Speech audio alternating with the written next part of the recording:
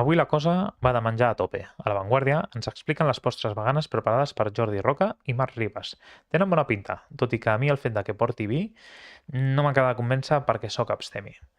Seguint amb el menjar, a M-News, un mitjà argentí, ens expliquen el plat de risotto vegà que va compartir a les xarxes socials la model Nicole Newman, tot i que sense recepta. On sí que ens detallen la recepta és a msn.com. En aquest cas, l'esmorzar vegà d'Emma Watson, que per meu gust és una mica massa laboriós. Jo sóc més de deixar el porridge preparat la nit anterior. Serà perquè amb 3 fills, per a mi cada dia és una cursa contra rellotge. I parlant de curses, ahir vaig participar a la mitja marató del Mediterrani RAC, al meu poble, Castelldefels, i al RAC vaig treballar uns anys, Per això tinc la cara vermella com un alemany el primer dia de platja i després publico el resultat a Instagram. Així que seguiu-me allà si encara no ho feu.